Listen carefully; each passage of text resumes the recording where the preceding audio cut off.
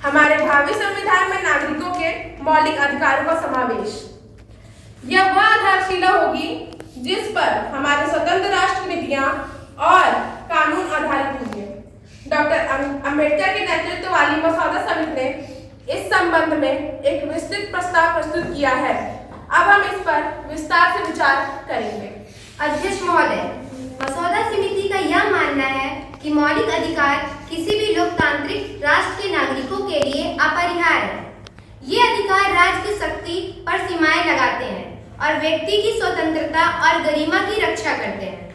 हमने विभिन्न देशों के संविधानों का अध्ययन किया है और भारतीय परिस्थितियों के अनुरूप एक ऐसा मसौदा तैयार करने का प्रयास किया है जो हमारे नागरिकों को न्याय, समानता और स्वतंत्रता सुनिश्चित करे। मैं डॉक्टर अंबेडकर के विचारों से पूर्णतः सहमत हूँ।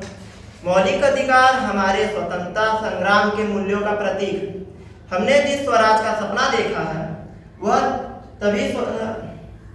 तभी साकार होगा जब हमारे नागरिकों को अभिव्यक्ति की स्वतंत्रता, धार्मिक स्वतंत्रता और कानून के समक्ष समानता जैसे बुनियादी अधिकार प्राप्त हों। नेहरू जी, आपकी भावनाएं सराहनीय हैं, लेकिन हमें यह भी सुनिश्चित करना होगा कि ये अधिकार असीमित ना हो।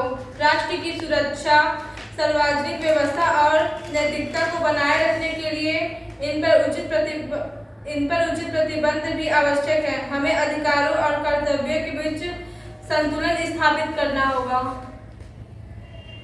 अध्यक्ष महोदय, मैं इस महत्वपूर्ण चर्चा में महिलाओं की ओर से कुछ विचार करना चाहती हूँ।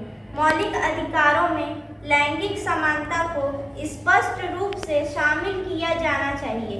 महिलाओं को शिक्षा, रोजगार और राजनीतिक भागीदारी में पुरुषों के समान अधिकार मिलने चाहिए।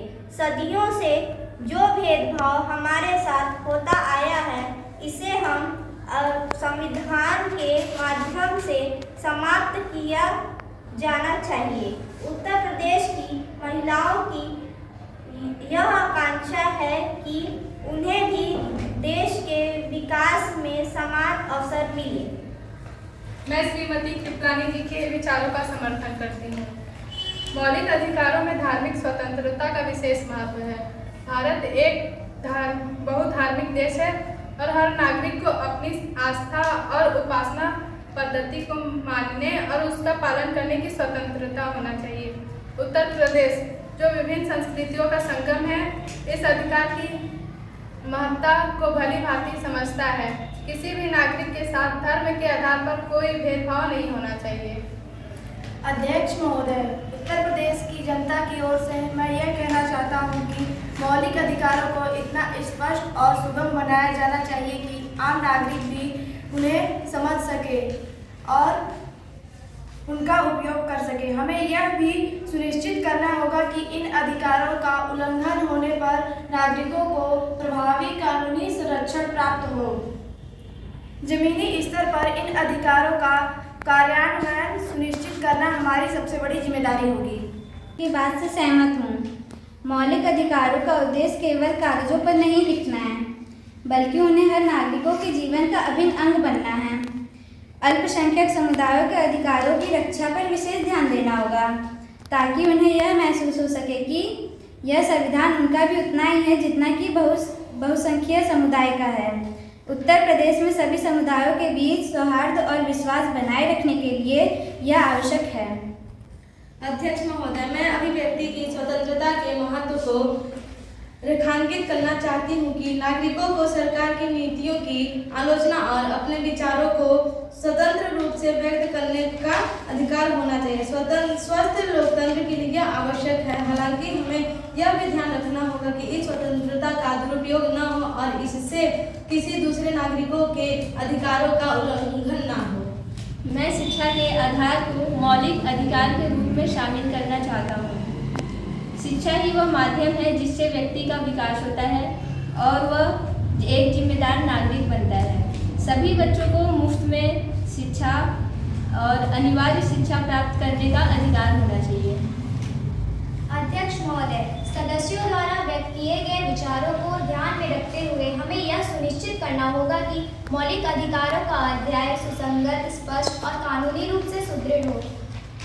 हमें ऐसे प्रावधान बनाने होंगे जो भविष्य में कानूनी चुनौतियों का सामना कर सके और नागरिकों के अधिकारों की प्रभावी ढंग से रक्षा कर सके। अध्यक्ष महोदय, मैं अपना भारत की युवा पीढ़ी का प्रतिनिधित्व करते हुए यह कहना चाहता हूँ कि मौलिक अधिकार हमारे सपनों और आकांक्षाओं का आधार होंगे। हमें एक ऐसा भारत चाहिए जहाँ हर युवा को अपनी प्रतिभा और क्षमता का विकास करने का समान अवसर मिले, जहाँ जाति, धर्म, लिंग या क्षेत्र के आधार पर कोई भेदभाव ना हो। यह संविधान हमारे लिए एक नई सुबह की किरण है। सदस्यों, आप सभी ने मौलिक अधिकारों के महत्व और विभिन्न पहलुओं पर अपने महत्वपूर्ण विचार रखे हैं। यह स्पष्ट है कि हम इसी बात पर सहमत है कि मौलिक अधिकार हमारे संविधान का एक अनिवार्य हिस्सा होना चाहिए। हमने महिलाओं, अल्पसंख्यकों और युवाओं की आकांक्षाओं को भी सुना है। मसौदा समिति इन सभी सुझावों पर गहराई से विचार करेगी और एक ऐसा मसौदा प्रस्तुत करेगी जो भारत के हर नागरिक के अधिकारों की रक्षा करेगा और हमारे राष्ट्र को एक मजबूत और न्यायपूर्ण आधार प्रदान करेगा। अब हम विभिन्न उप समितियों का गठन करेंगे जो मौलिक अधिकारों के प्रत्येक पहलू पर विस्तृत चर्चा करेंगी और अपने सुझाव मसौदा समिति को सौंपेंगी। हमारा लक्ष्य एक ऐसा संविधान बनाना है जो न केवल वर्तमान की जरूरतों को पूरा करे बल्कि भविष्य की चुनौतियों का भी सामना कर सके और हमारे नागरिकों के मौलिक अधिकारों की सदैव रक्षा करे।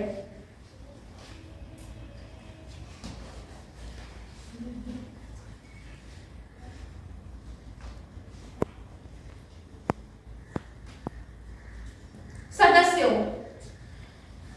अथक परिश्रम और विस्तृत चर्चा के बाद हमने मौलिक अधिकारों के अध्याय को अंतिम रूप दे दिया है। यह अध्याय हमारे संविधान की आत्मा है। यह हमारे नागरिकों को वह सुरक्षा और स्वतंत्रता प्रदान करेगी जो एक लोकतांत्रिक राष्ट्र के लिए आवश्यक है।